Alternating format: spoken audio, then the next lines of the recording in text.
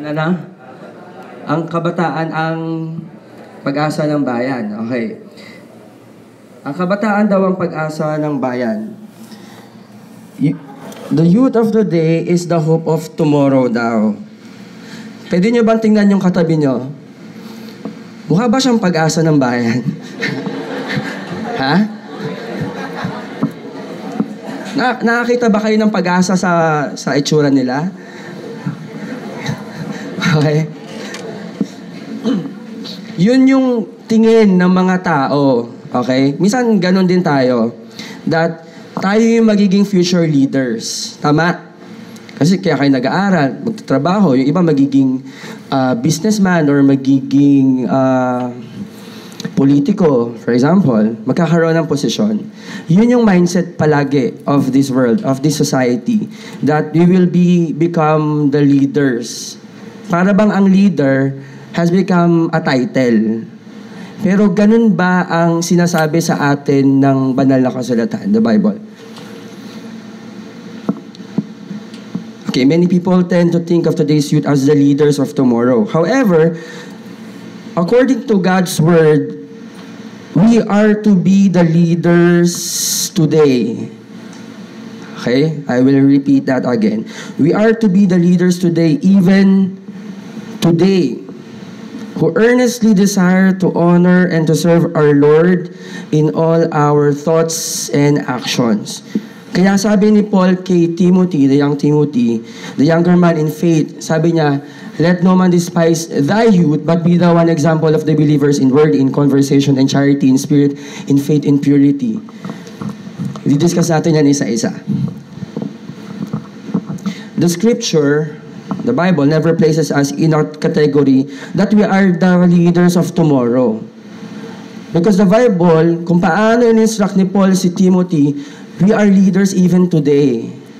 Malalaman natin paano ako magiging leader. Hindi naman ako church youth leader, hindi naman ako pastor, hindi naman ako sa nag-work, hindi naman ako supervisor or manager. I'm just a regular member or a regular worker. Then how can I become a leader? The Bible never instructs us to wait until we are more mature or knowledgeable or skilled before we begin to take God's word seriously and consider what plans and purpose the Lord has to our lives. Minsan kasi, ang hilig ng kabataan ngayon, maglaro-laro. Anong usong laro ngayon? Clash of Clans, ano pa? Mobile Legends, yan.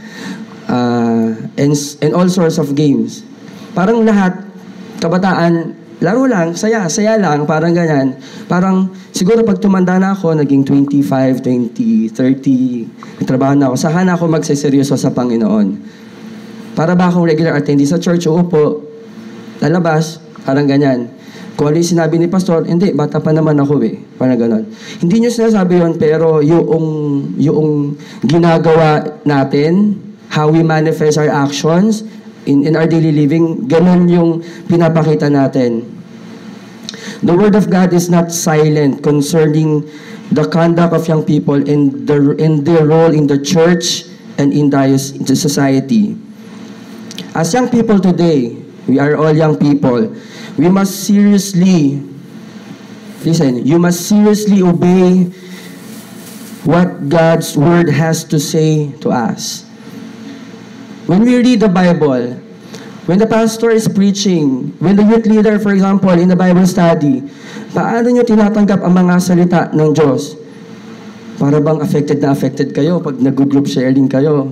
Parang ganyan. Pero paglabas ng pintuan, wala. Parang lumabas sa kabilang tenga. Go with the flow, parang ganon. The Bible is reminding us to be seriously obey ang salita ng Diyos. Seryosong usapan ang salita ng Diyos. Hindi ito laro-laro lamang. Paano natin mini-measure ang kanyang mga salita? Yung kanyang mga instructions. Are we just following the crowd? Or do we stand out for those who desire to be a faithful servant of the Lord? Tingnan nyo yung sarili nyo, huwag yung tingnan yung katabi nyo. Okay? Paano ka ba namumuhay? Meron bang change? Pag nasa church at nasa school or nasa workplace, meron bang pagkakaiba sa kanila kung paano ka mamuhay? Kung paano ba yung crowd, mga unbelievers? Ganun din ba ang pamumuhay mo bilang isang kabataan? O nag-i-stand out ka? You are moving to the narrow place, the narrow gate. This is the wide. Ito yung malawak na daan. Dito lahat sila papunta. Ikaw ba nag-stand out ka? As a follower of Christ.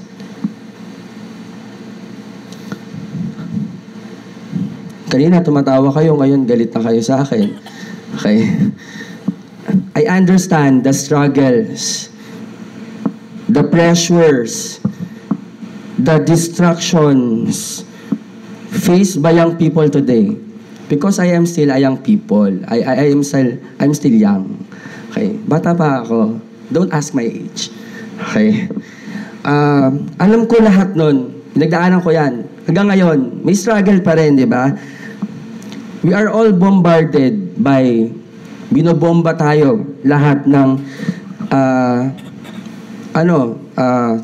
television programs, napapanood nyo sa TV, commercials, yung music na pinapakinggan nyo, billboards, magazine, newspapers, movies, what else? Your gadgets, your iPhones, your phones. Ano laman dito? Social media. Diba? Yan yung uso ngayon, social media. So, doon tayo mag-example. We are constantly pressured para mag-conform tayo doon. Whether we are aware or not. Tama? Sabi mo hindi ako aware, pero if you delicately tingnan ang buhay mo, ganoon, doon tayo nagko-conform. Ito kasi yung flow. Okay. Magsasite ako ng example. Social media. Ito yung mga pressures. Social media has become our extension. Diba? For example, Facebook. It become our extension like television screen. Kung ang TV, nagpo-project siya na ang palabas, yung social media, ang pinoproject tayo. Tama? Parang it becomes our extension. Parang sa social media, tayo yun. Parang ganon. Babanggitin ko si David Brooks. Ayan. Sabi ni David Brooks, isa siyang, sino ba siya? New York Times columnist. Ganito yung sinulat niya. Being online isn't just something we do. It has become who we are, transforming the very nature of ourselves. Ganon daw yung being online. 10 years ago, hindi pa uso. Okay. Magbigay ako ng background. I am working in a telecommunications company. Okay. Yan. Hindi ko na sabihin kung anong kumpanya. Dati, hindi uso ang internet. Ang uso noon ay telephone lang. Tapos, dumating ang panahon na nagkaroon ng data. Naabutan nyo ba yung dial-up? Hindi niya, mabilis na agad. Okay. Yung dial-up, mas parang 150 kbps lang ang speed ng internet noon. Acceptable pa yon. Pero ngayon, pag gano'n ang speed ng internet nyo, nagmumura na ang mga Kristiyano, joke lang. Dahil sa bagal ng Facebook nila. Okay? Hanggang sa dumating yung panahon na ang uso ngayon sa technology ay triple play. Voice, data, and ano nga ba yun? Hindi ko alam. Voice, data, tapos yung multimedia. Okay. Multimedia na ngayon. Okay. So, lahat na. Dati, nung nag-aaral ako, ang ginagawa ko lang sa internet ay mag-research. Ang uso lang doon ay Messenger, yung Yahoo Messenger. Tapos, nag-evolve yung Friendster. Sino nakaabot ng Friendster? Wala. Ang bata nyo naman. Friendster. Ay magsalita ng matatanda eh. Yung Friendster. Tapos, nagkaroon ng Facebook. Tama? Okay. Dati, kaya tama yung sinabi ni David Brooks. Sabi niya kasi, dati, online is something just we do. We are just doing it. Pero ngayon, we are transforming the very nature of ourselves. Parang siya na tayo. Okay. Eto. Filters are equivalent to digital plastic surgery. Tama? Gusto natin na magandang-maganda at gwapong-gwapo tayo sa Facebook. Nararamdaman niyo ba yung pressure na kailangan, kung ano i-upload ko na picture, kailangan yung pinakamaganda. Ang dami mong kinuhang shots, napunta sa resort. Pero sa 100 na yon, isa lang ang pipiliin mo. At punong-puno pa ng filter. Parang ganon. Yun yung constant na pressure. Sabi nga, we are becoming the performers in the stage of social media. Para tayo mga performer. Carefully crafting the appearance before an audience.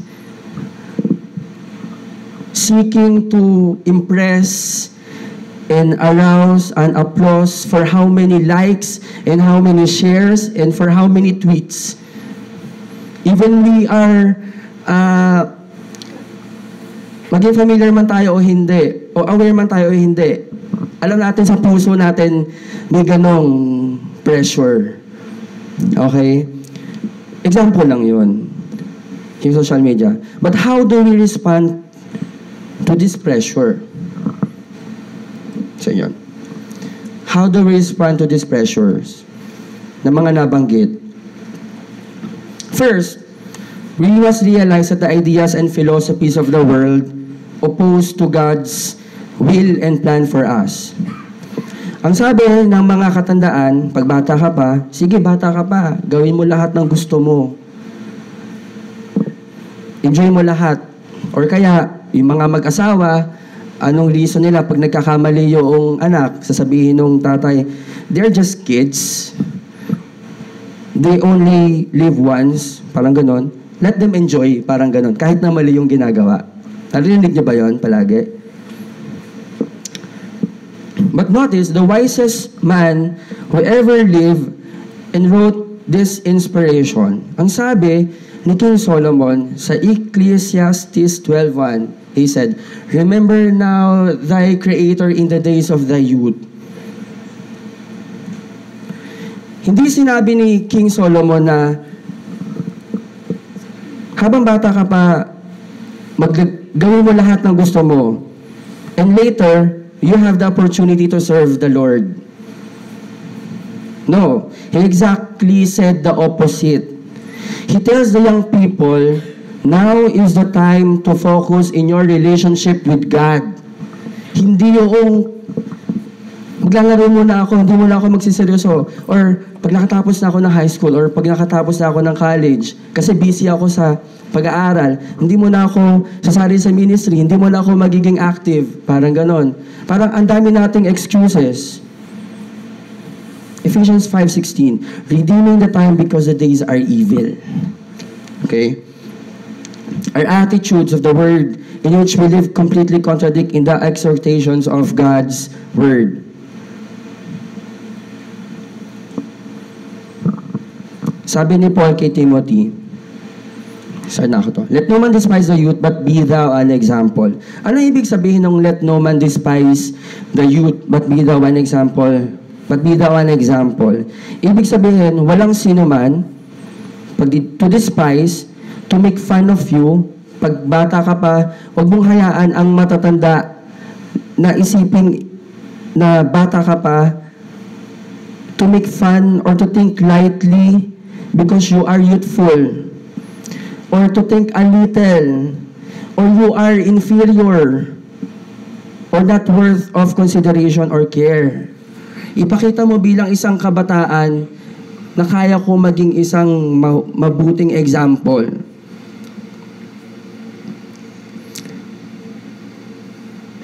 Okay. Titus.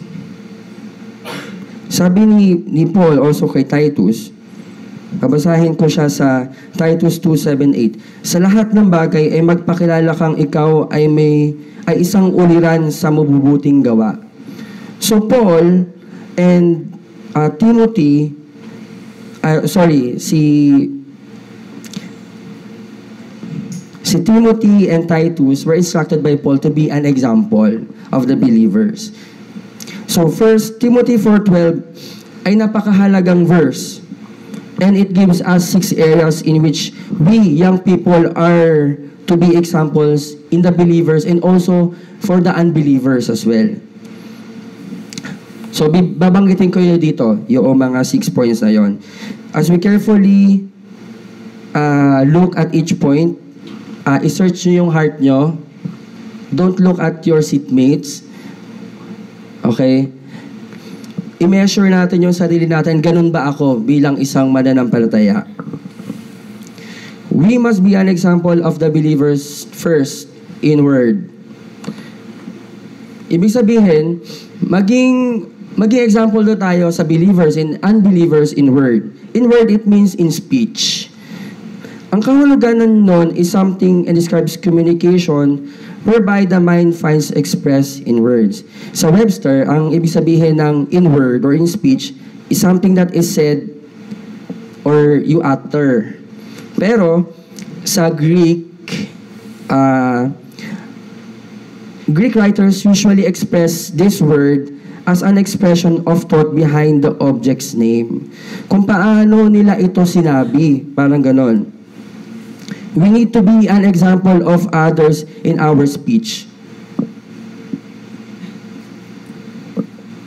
Our vocabulary must be free from swearing, cursing, filth that infiltrates the heart and the minds of the unsaved. Yung bang mga salita natin bilang isang kabataan, punong-puno ba ng swearing? Punong-puno ba ng masasamang salita?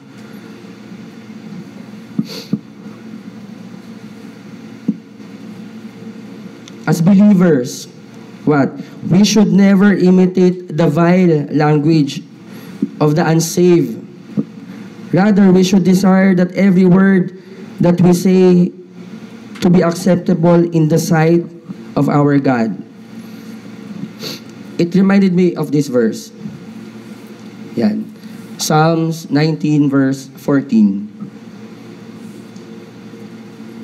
Let the words of my mouth and the meditation of my heart be acceptable in thy sight, O Lord, my strength and my Redeemer. Ganun ba yung desire natin? So, that the Lord, lahat nawa na lumalabas sa bibig ko, mabubuting bagay. Lahat nawa is acceptable. We must keep in mind that we are all accountable for our words. Kaya bago tayo magsalita, dapat nag-iisip tayo. Let no corrupt communication proceed in our mouth, Ephesians 4:29. Hindi lamang ganon. Not only we must be an example in the choice of words. Paano ba tayo pumipili ng mga sinasalita natin? Yung content ng ating mga salita. Is it wholesome or edifying? Baka puro kung ano yung sinasabi.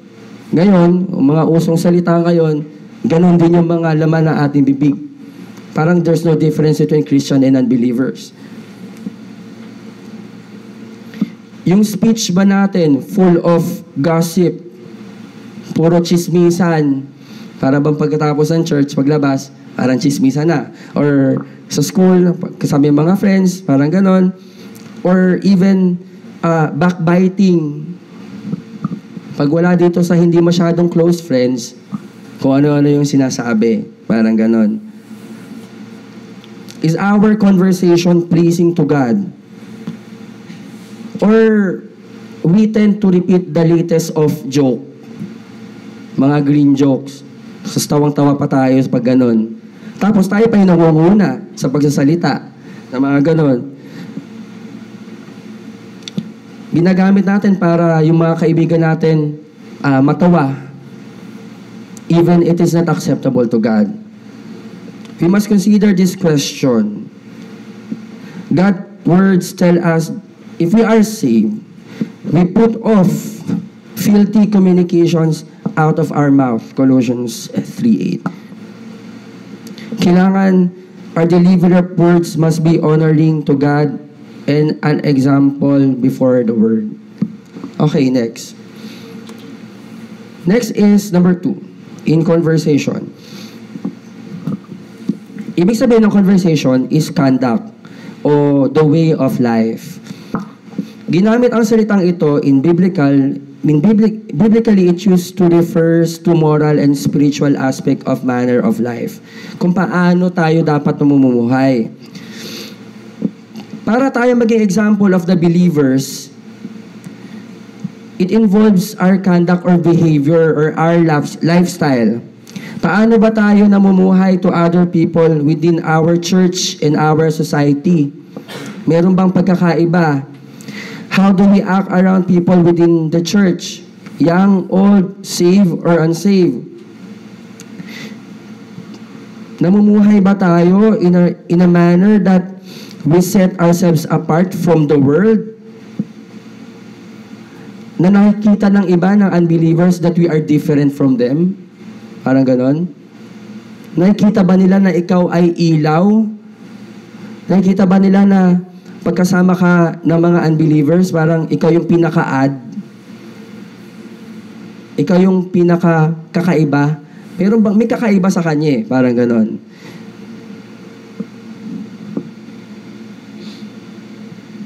Ephesians 4:22 and 30.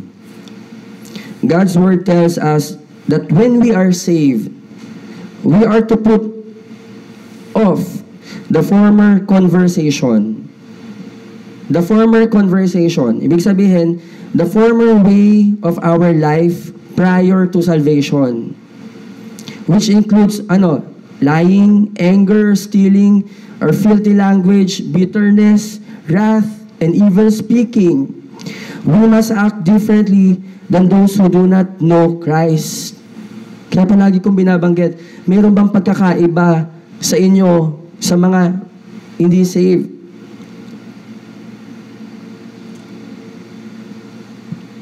Ang nakakalungkot, so many people today profess they know Christ as their Savior. Yet they try to stay as close to the world. They walk like the world, they smell like the world, they talk like the world. Walang difference.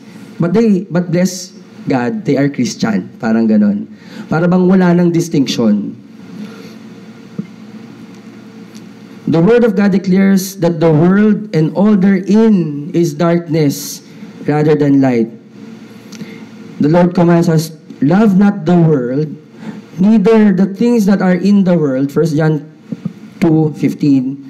Although we are in the world, we are not of the world. Okay? The Bible says, for all that is in the world, the lust of the flesh, the lust of the eyes, and the pride of life is not the Father, but is of the world.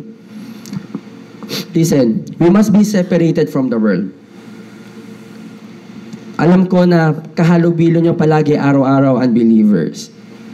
Set of friends, schoolmates, katrabaho. We must be separated. But separation doesn't mean isolation. Separation means not isolation, but contact without contamination. Nakuha nyo? You are dealing with them, pero hindi ka nako-contaminate. As being the light and the salt of this world, ikaw yung nagbibigay ng panglasa sa kanila.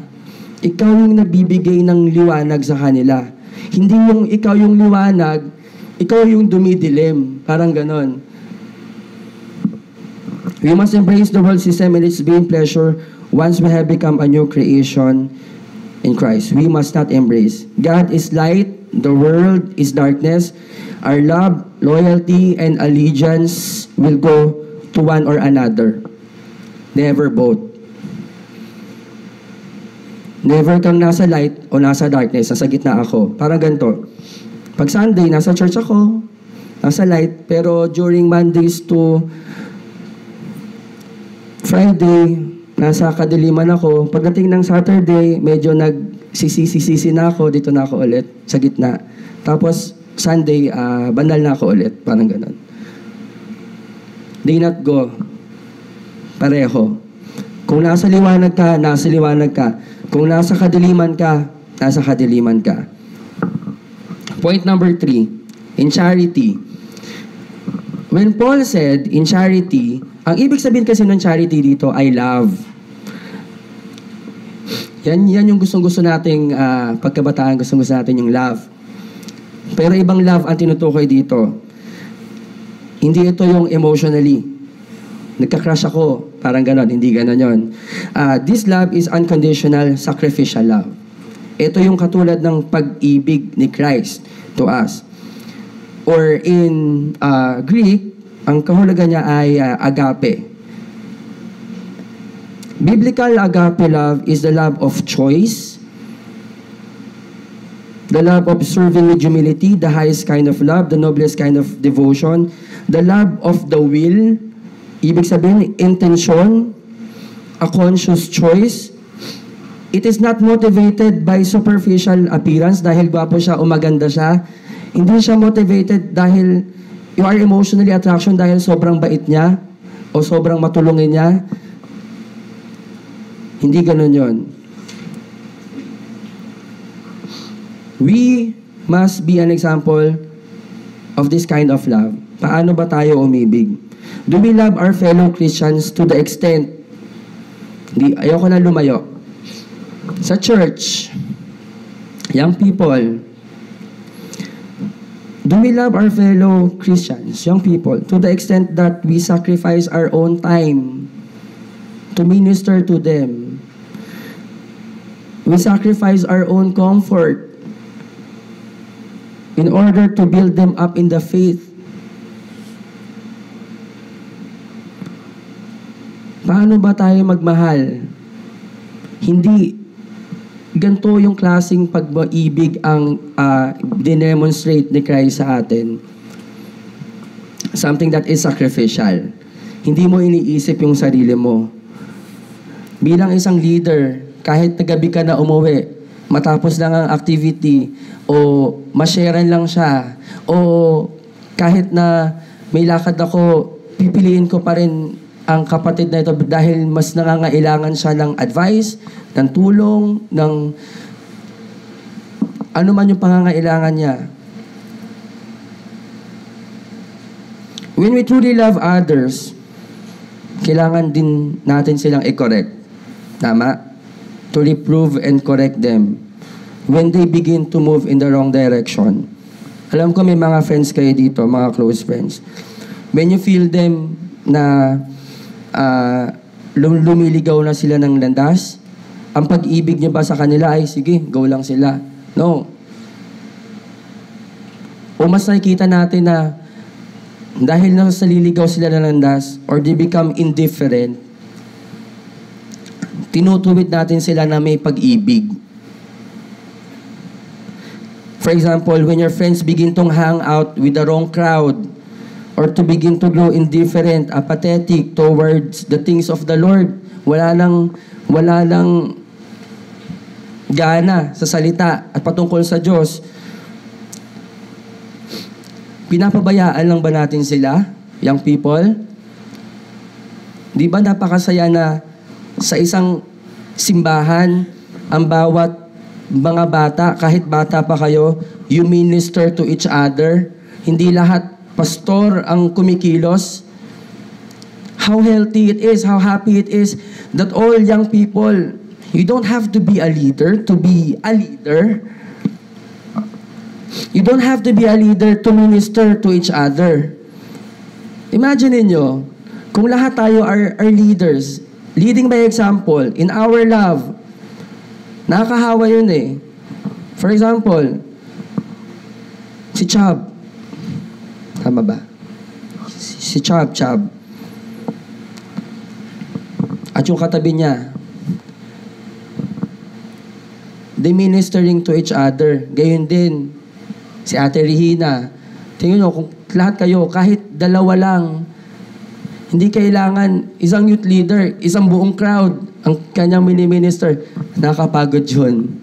Okay? Imagine niyo a church where everyone among pinapakita nila yung the kind of love. Yun yung simple na lang natin. You minister to each other. You give advice, you give comfort to each other. We not only must love our friends, but we must also love the unsaved. We need to be an example of the believers by telling others about Christ, what they have done for Him. Ganon din yung ibig sabihin ng charity doon. Hindi lang ang mga believers ang binibigyan mo ng pag-ibig. Kung hindi, you also sacrifice for the unsaved, for your friends that are unsaved. Kahit na mahirap silang sharean, you constantly pray for them and constantly reach out. Nag-reach out ka pa din sa kanila. Kahit na hindi komportable sa'yo, kahit na hiyang-hiya ka. Okay. Number 4, in spirit. In spirit, in Greek, it's pneuma, is the immaterial part of the inner person that can respond to God. So, pag-aralan natin, not only do we need to be an example of the believers in speech, in our conduct and our love for others, but we also need to be an example of others in our inward attitude, in our spirit. Ibig sabihin, to be an example daw in spirit, it means hindi lamang siya outwardly na okay, but it also the right attitude. For example, our parents, teachers, pastors tells us something to do, may pinagawa sa'yo. Ba't mo siya gagawin? Dahil inutos. Okay? Ginawa mo siya because you have no choice but to obey. Yet inwardly, you are what? You are frustrated, you are irritated, you are outrightly angry about what we have commanded to do. Huwag na tayo lumayo, sa bahay na lang. Lutusan ka ng nanay mo mag-urong, maghugas ng pinggan. Meron bang inutusan dito maghugas ng pinggan na nakangiti? Yes, mother. Yung gustong-gusto mong gawing, gustong-gusto ko po nanay na maghugas ng pinggan, may ganun ba? Ano palagi natin sinasabi? Magtuturo tayo. Yan, hilig tayo magturo eh. Yan. Pag may utos, liligaw ka muna, maghahanap ka muna mautusan. O kaya, busy ka kaka-Facebook, dahil naka-online ka, galit na galit ka. Pagkatapos na to, nanalo na ako eh. Ano uso ngayon? NBA. Sorry, hindi ako mahilig sa basketball ah. Pero as observe, sa office, may TV. Hindi ko mautusan yung mga tao ko dahil lahat sila nakatutok sa TV. Hintayin muna matapos yung mag-commercial bago matapos. Pero how much more yung mga kabataang hilig na hilig sa NBA, lalo na pag finals. Subukan nyo yun na yung hinihintay mo, tas inutusan ka pa ng nanay mo. Emergency. Nasusunog, kulang yung rekado noong niluluto. Kailangan mo miling suka. Kung hindi, masusunog na. Parang ganon. Para bang sa sarili mo, it's a decision of life and death. Parang ganon na agad. Para bang yung inward mo na pagkatao ay galit na galit. Parang ganon. Outright angry kung paano ka inutusan, paano ka mag-respond. Our facial expressions, yung mannerism natin, yung tone ng voice, it often reveals the content of our heart. Tama? Hindi nyo yung matatago eh. Pwede naman kayong sumunod. Pero, kung paano nyo nilabukos yung mukha nyo, yung mannerisms nyo, yung tono ng boses nyo, halatang halata na hindi okay sa inyo yon. Akala natin, ang testimony natin bilang as young people ay in our actions lang. But we failed minsan to see dahil sa maling attitude natin, niluruin natin yung ating testimony as a Christian. Hindi lang lahat outward, but also the inward, kasi dito siya nagsisimula. God's Word teaches us that, on the other hand, to do everything to the glory of God. Gawin mo daw lahat ng ginagawa sa'yo for the glory of God. Kahit inuutusan ka ng nanay mo at hindi komportable sa'yo, gawin mo daw yun para sa Panginoon. The Apostle Paul tells us, whatsoever you do, do it what? Heartily. Gawin mo ng buong puso. As to the Lord and not to man. Pag pinaglinis ka ng CR, tandaan mo lang yung verse ng Colossians 3:23. Lord, I am doing it for you. Not for my mother. Parang ganon. Okay? Gawin natin ng buong puso. Pag buong puso natin ginagawa ang isang bagay, ang linis siguro ng CR, no? Dahil hindi ka lang pilit maglinis. Okay. That is in spirit. In faith. That's number 5. Maging example daw tayo in faith. Ibig sabihin, in Greek word, pistis, is synonymous with trust or belief, and is conviction to the truth of anything, and in Scripture usually speaks of belief, respecting to man's relationship to God and the divine things. As a Christian young people, listen, we also need to be an example of others in our faith sa ating pananampalataya. This means that we must know what we believe and we must know why we believe it. Napakahirap na sinasabi mong Kristiyano ka, pero hindi mo ma-explain sa sarili mo, bakit ako saved? Yun yung foundation. Hindi mo ma-explain, bakit ba ako nananampalataya? Gawin na lahat to. Bakit ba ako nasa church? Dahil ang parents ko po, dito na po ako lumaki, for example, itong GCA, di sa GCA na nag-aral, parang lifestyle na nila yon. Pero wala yung faith.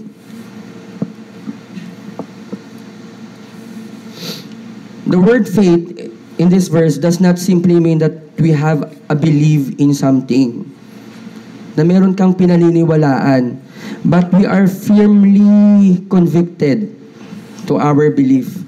May matibay kang paniniwala. We are to know and study God's message to us, His words, and we are to be fully persuaded and convicted that His instructions to us as our final authority in all matters of life.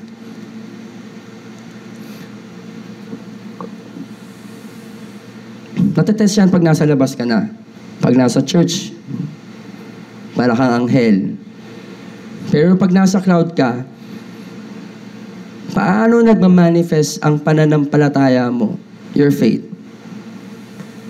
Remember, hindi ka magkakaroon ng matibay na faith, ng conviction,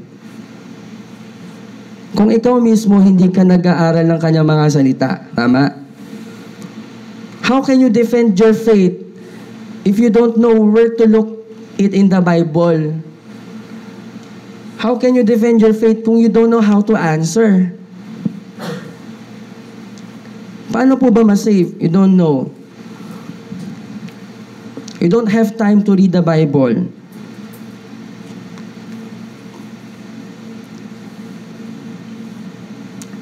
It is important to realize that we cannot have true conviction We cannot have the true conviction in our faith unless we truly know God's Word. Ito yung foundation yung kanyang salita.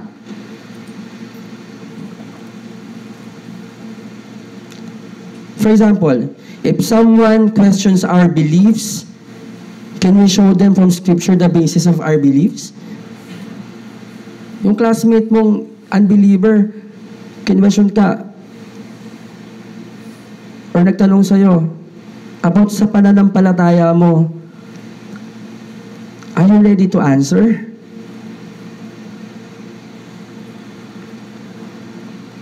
Ang pinaka-basic na tanong na na-encounter ko, ano ba yung born again? Encounter niyo yun? Have you tried na yung tanong na yon? Anong pagkakaiba na yan sa amin? Yeah.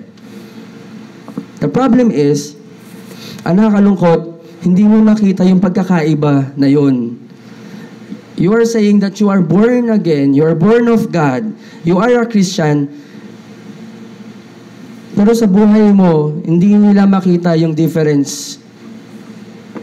Pag sabi mong ang born again, ganito, ganyan, ganyan,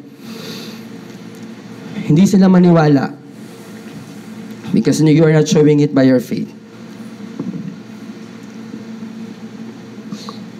We need to set aside time each day not just to read the Bible but to study it. Iba yung nag-read lang ng Bible, but you have to study. Kumusta ang devotion life ng mga young people? Kumusta ang prayer life ng mga young people? Last week, ang topic namin sa Sunday School is about Psalm 1, yung chapter 9, about meditation. Sabi sa Psalms 1 and 2, but his delight is in the law of the Lord. He meditates it day and night. Ang kaligayahan niya ay nasa salita ng Panginoon at kanya itong pinagbubulay-bulayan araw at gabi. Ganun daw yung tunay na kasiyahan ng isang mananampalataya. Pero, ang kasiyahan ng mananampalataya ay nasa Facebook, nasa social media. Nagkaroon ako na experiment. Sabi ko noon, ilalatag ko ang cellphone ko, cellphone ko sa kayong Bible, sa harap nyo. Ito yung Bible, ito yung cellphone. Sa company, may libre kaming pa-cellphone. Okay.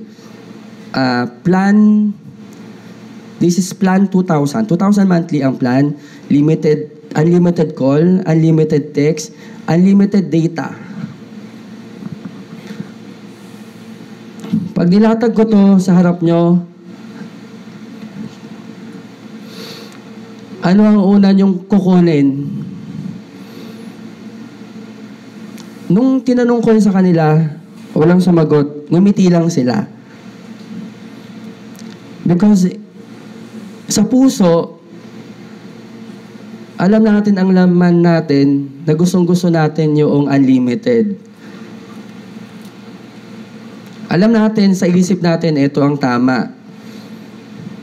Pero in our heart, ito yung masayang gawin. Mga kabataan, nasan yung tunay na kaligayahan natin? When you profess that you are a Christian, is your delight is in the law of the Lord? Is your delight is in His Word? Or the things of the world? Mahilig tayo sa junk foods. When I say junk foods, yung mga hindi kanyang salita. Our personal walk with God is more important than anything else in the world. If our daily time, yung personal and quiet fellowship with God will be neglected, then we will fail to be kind of godly examples we need to be in word, in conversation, in charity, in spirit, in purity. As young people today, we are exhorted to be an example in faith. We need to believe in Christ, believe in the Bible, be grounded in our faith, and be ready to be faithful to our Lord no matter who or what disappoints us. God tells us in His words to grow in faith, to follow faith, and to hold fast the profession of our faith. Finally, nainip na kayo, no? Gutom na ba kayo?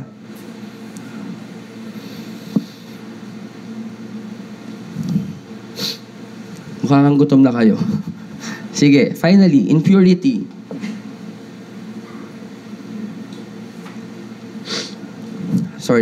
In purity, ibig sabihin, maging example din daw si Timothy in purity. Yung Greek word na ginamit sa kanya ay hagneia. Ibig sabihin, pure from defilement, not contaminated. It describes the quality of moral purity, a pure mind, especially the conveys of idea of chastity. So, ibig sabihin, we need to be an example of others in our purity. And when you guess it, it refers to what kind of purity? Kung chastity. Anyone? Sexual purity.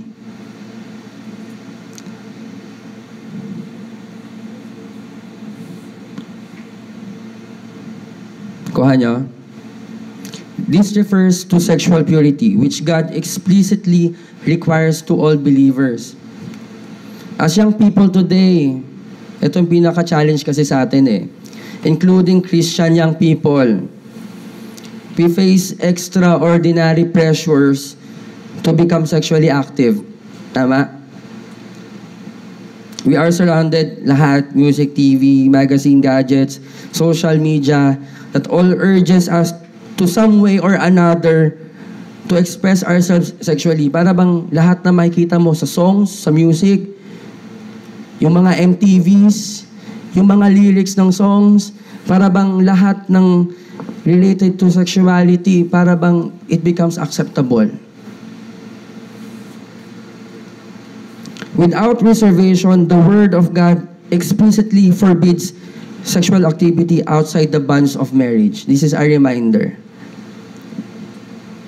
Despite the fact that the society in which we live, accepts fornication, immorality, parang normal na yun. Para bang normal na outside marriage. Meron akong kaibigan, kakilala, at maging sa normal, kahit sa office, para bang normal lang ang magkaroon ng live-in, ng kapartner, outside marriage. Para bang ang kasal or marriage is something additional lang. Pero hindi ganon ang sinasabi ng banal na kasulatan. For Paul explains God's will in our lives in 1 Thessalonians 4:3 and 4. Sabi niya, "For this is the will of God, even our sanctification, that you should abstain from fornication." Bakit daw? He continues to tell us that we must know how to possess in sanctification and honor. Hindi lamang sinabi niyang abstain from fornication in 1 Corinthians 6:18. God specifically tells us to flee fornication. Ano ibig sabihin ng flee? Tinuro ko to sa Sunday school. Di ba tumakbo? Pero pag binasa nyo yan sa Webster, may description yung flee. Tumakbo ka that you are in danger. Para sure, yung description, babasahin ko sa dictionary. Flee. It is a verb, sabi niya, to run away from danger. Kung in-instruct ni Paul, ang instruction ni Paul is to flee from fornication, tumakbo ka pa lang, ang buhay mo ay in danger. sa mga boys. Naririnig niyo ba yung kasabihan ng matatanda, mga unbelievers? Pag ang manok ba ang lumapit sa palay, parang ganon. Ang palay na ang lumalapit sa manok, parang ganon. Parang ganon yung statement. Ibig sabihin, lumalapit na sa'yo, tukain mo na, parang ganon. Sa society natin ngayon, ganon ang konsepto. Grab it, parang ganyan. But for us Christians, dapat tingnan natin siya as danger. Kaya nga sinabi dito, not only to abstain, but to flee, to run away in danger. Danger na ang iyong buhay. This means that we are to run, to turn from opportunity kung saan magkakaroon ng arise. Should it arise into sexual relationship with another individual outside the bounds of marriage. Bakit pinagbabawal yun ng Diyos? To flee sexual immorality. Because it tells us, sa susunod na verse, that our body is what? The temple of the Holy Ghost, the Holy Spirit in us. For you are bought by price. Kung ikaw ay Kristiyano, for you are bought by price. Therefore, glorify God in your body and in your spirit, which are God's. Sa Panginoon ka na. Kung ikaw ay saved, our bodies belong to God, not to ourselves. Gamitin mo yung katawan mo para sa Diyos. Hindi para sa sarili mong kaligayahan. Not to satisfy yung fleshly desires of yourself. We must sure that we never use our bodies in any manner which brings dishonor or shame to our Master.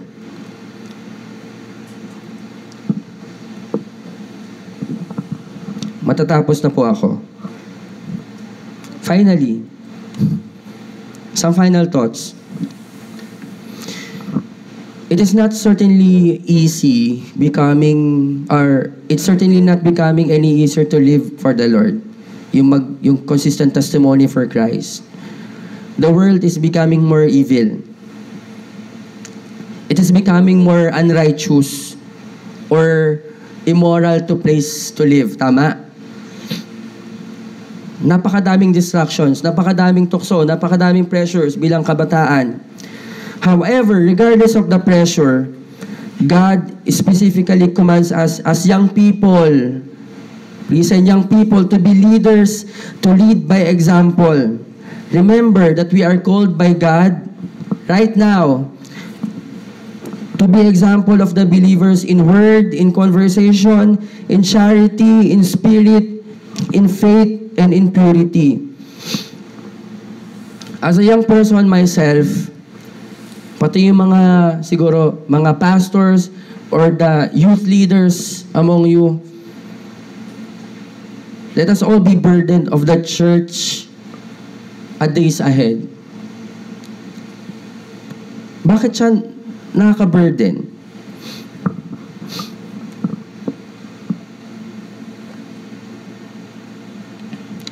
I am burdened for today's youth who must not only strive for exemplary lives right now, but who will one day attempt to serve as faithful leaders within the body of Christ, the church. You will become the future leaders of your church. Tingnan niyo yung mga pastor nyo. Isipin niyo muna. Matatanda na yan. Sino ang tatayo sa church? Nasa generation nyo natin yun. Our instruction, the instruction of God, katulad na sinabi ni Paul kay Timothy, be an example right now. You don't have to be the youth leaders by title. Kahit simpleng membro ka, maging example ka among the believers.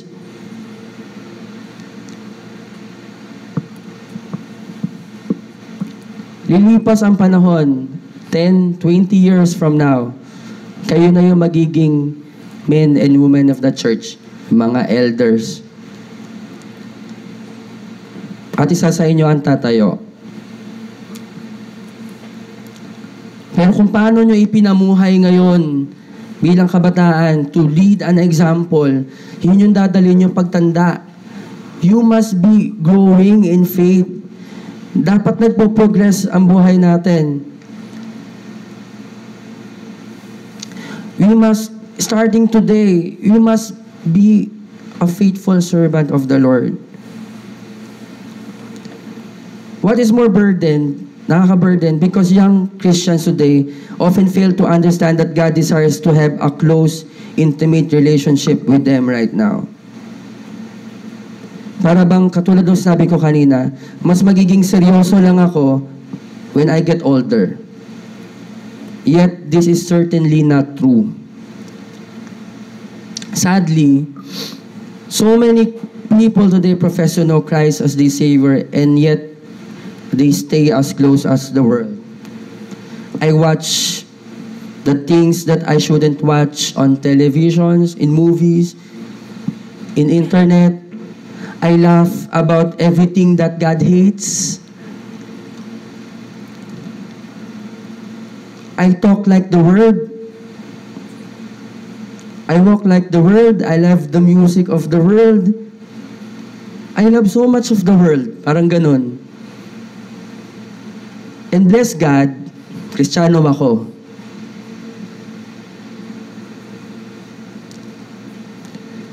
Why am I a Christian? Yun yung tanong. Bakit ako Kristiyano? I don't look any different than most of other people in my church.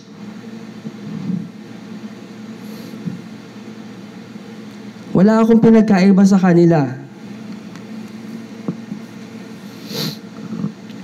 Read the scriptures. Read the Bible. And let us look kung ano ba talaga yung ipinapahayag. Don't compare yourself to others who call themselves Christians. Compare yourself to scriptures. Tingnan niyo yung buhay niyo, mga kabataan. Look at your life. Look at the way you walk. Look at the way you talk. Paano ka ba nagsasalita? Look at the passions of your heart. Ano naman ang puso? Is Christ, is Jesus in there? O para lang si Kristo ay accessory added in your life? Hindi lamang siya statement shirt na be an example. Na Kristiyano ako dahil meron akong gantong shirt.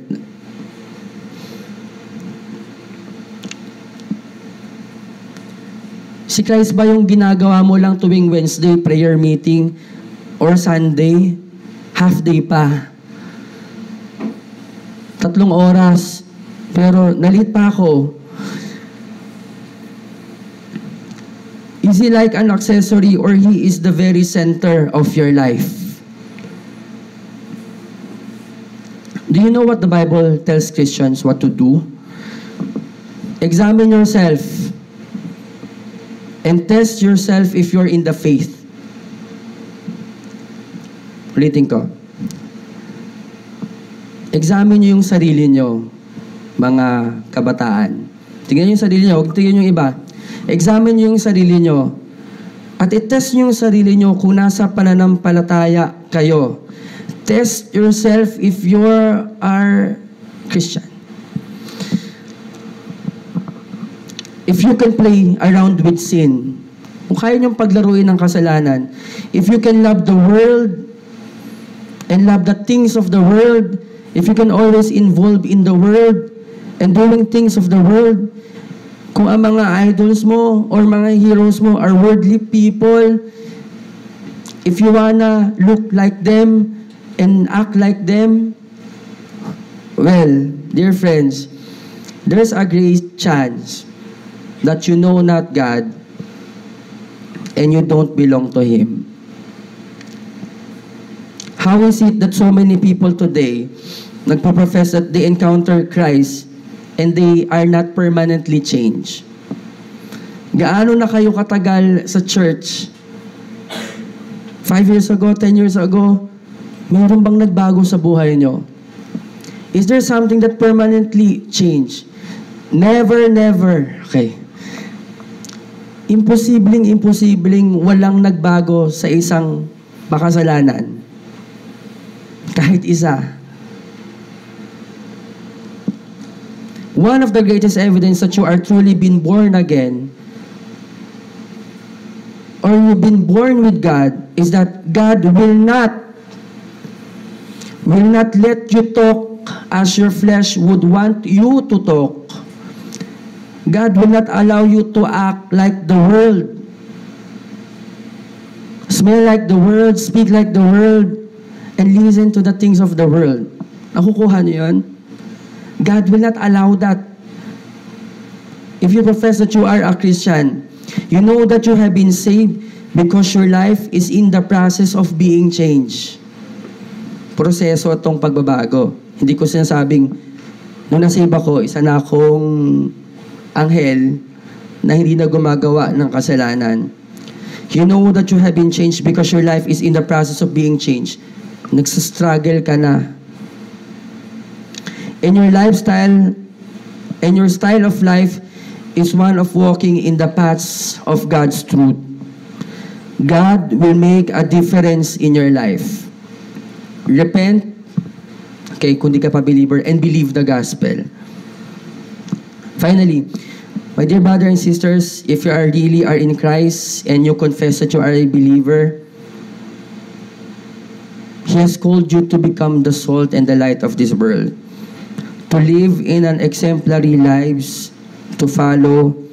God has called you to be a leader, to lead by example in all areas of your life.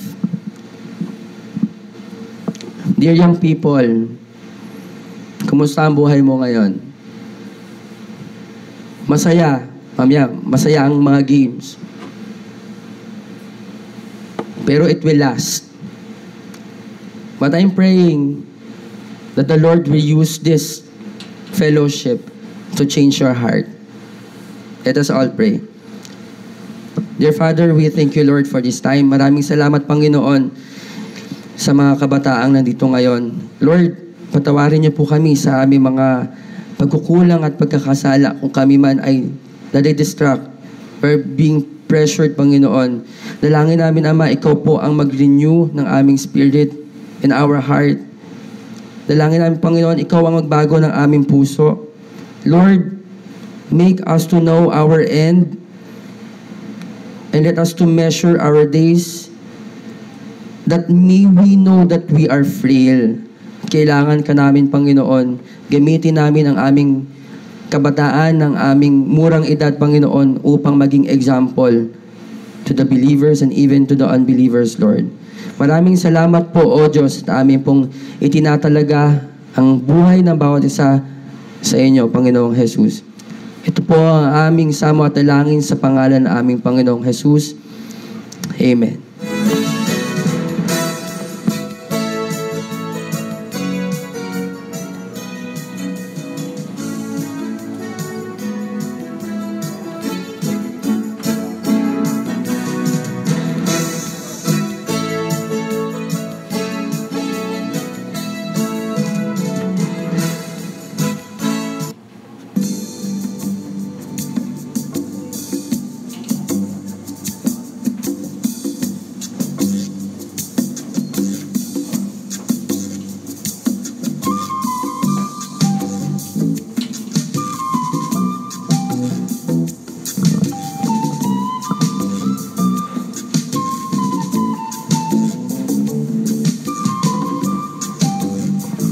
So, thank you, Kuya Den, sa reminders about youth na tayo maging example.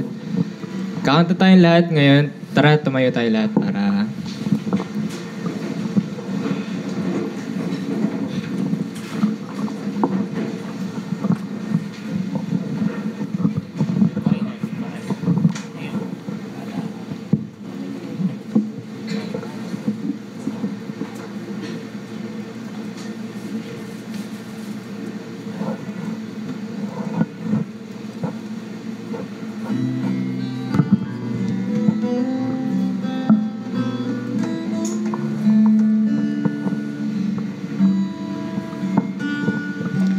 Purify my heart, let me be as gold and precious silver.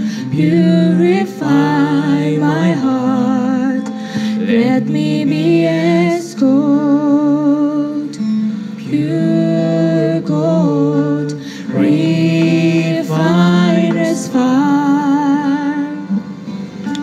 My heart's one desire is to be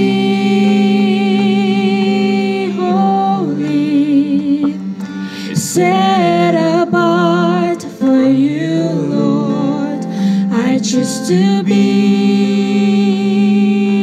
holy, set apart for you, my Master, ready to do your will.